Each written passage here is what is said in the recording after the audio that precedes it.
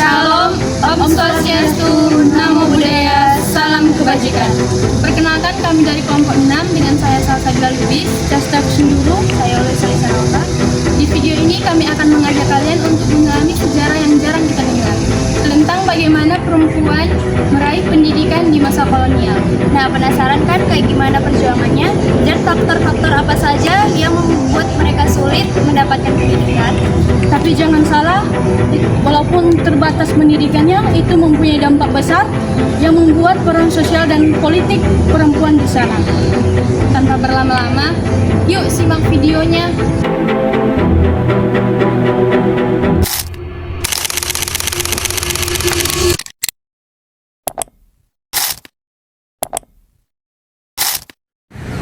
Awal abad ke-20 di Indonesia, sebuah era yang ditandai dengan geliat nasionalisme dan kebutuhan akan kemajuan, di mana pemerintah kolonial Belanda memperkenalkan yang namanya politik etis pada tahun 1901, sistem kebijakan yang mengklaim pentingnya pendidikan untuk mensejahterakan masyarakat penduduk. Namun, bagaimana dengan perempuan di Sumatera Utara, khususnya Padang Sidempuan? Kolonialisme membawa dampak signifikan dalam struktur sosial dan pendidikan. Perempuan masih mengalami berbagai hambatan, baik dari sistem kolonial itu sendiri dan juga norma sosial yang patriarkal, di mana ruang gerak dan hak perempuan masih dibatasi untuk memperoleh pendidikan. Pendidikan perempuan di Padang Sidempuan pada masa itu di satu sisi dianggap sebagai sebuah emansipasi, sementara di sisi lain dianggap sebagai sistem kolonial untuk membuat masyarakat sesuai kepentingan mereka. Lalu bagaimana jejak perempuan di Padang Sidempuan menapaki sejarahnya? Pendidikan pada masa kolonial di Hindia Belanda, terutama di awal abad ke-20, sejatinya merupakan bagian dari kebijakan politik etis. Meskipun tujuannya adalah kemajuan masyarakat pribumi, praktiknya lebih diarahkan untuk menciptakan elit baru yang loyal kepada pemerintah Belanda. Untuk perempuan, akses pendidikan ini masih sangat terbatas dan diskriminatif. Umumnya, pendidikan perempuan baru sebatas tingkat dasar. Kurikulumnya pun diarahkan untuk memenuhi kebutuhan domestik, mendukung peran perempuan sebagai istri dan ibu rumah tangga. Pemerintah kolonial masih memprioritaskan pendidikan bagi laki-laki dan golongan elit. Pendidikan bagi perempuan dianggap tidak terlalu penting kecuali untuk mendukung peran domestik mereka. Norma sosial dan budaya di Padang Sidempuan pada masa itu juga menjadi penghambat besar. Masyarakat masih memegang kuat nilai-nilai patriarkal, di mana perempuan dianggap lebih baik berada di ranah domestik dan tidak perlu mengenyam pendidikan tinggi. Dalam masyarakat Batak dan Mandailing yang dominan, perempuan dihormati sebagai penjaga kehormatan. Namun ruang gerak sosial mereka sangat dibatasi oleh norma patriarkal. Namun di tengah keterbatasan itu, cahaya mulai merembes. Sekolah-sekolah yang didirikan pada masa kolonial seperti sekolah Omo II dan sekolah-sekolah Zending mulai menerima murid perempuan. Meskipun jumlahnya jauh lebih sedikit dibandingkan laki-laki, ini adalah langkah awal sekecil apapun menuju perubahan.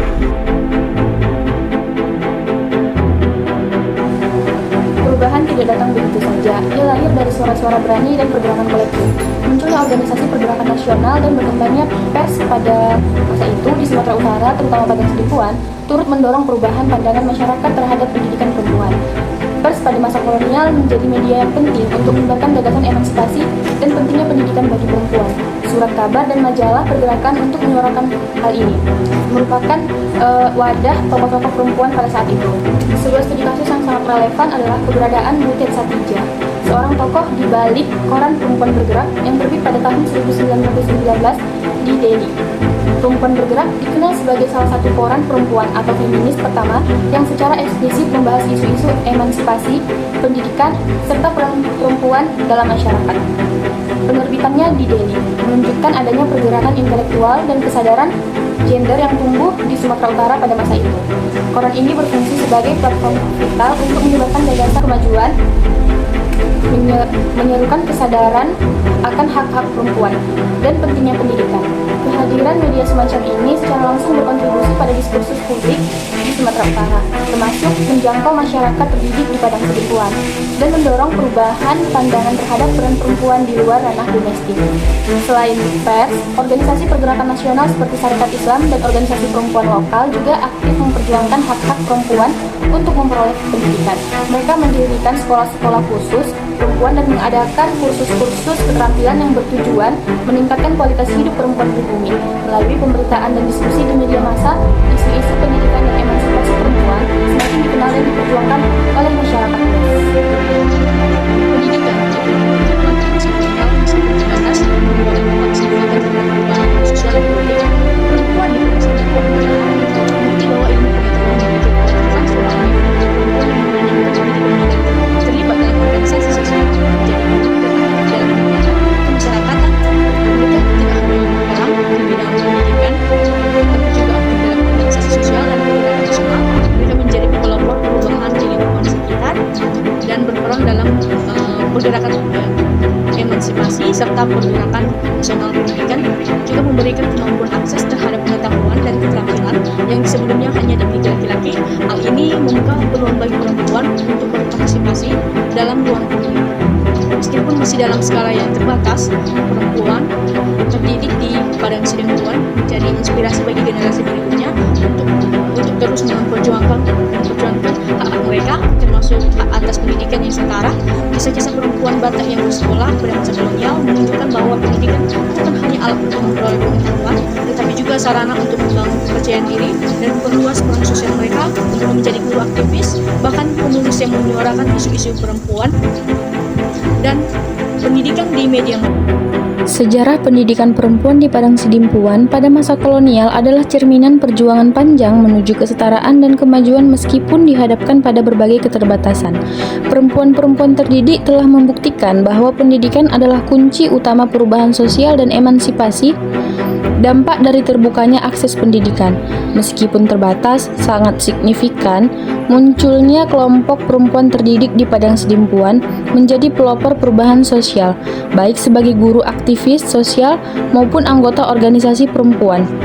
Pendidikan menjadi sarana emansipasi yang efektif, memungkinkan perempuan untuk berperan lebih luas di masyarakat dan menjadi inspirasi bagi generasi berikutnya.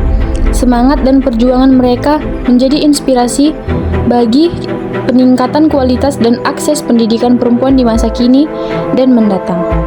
Penting bagi kita untuk terus menggali kisah-kisah tokoh perempuan lokal, melestarikan arsip dan dokumentasi sejarah mereka.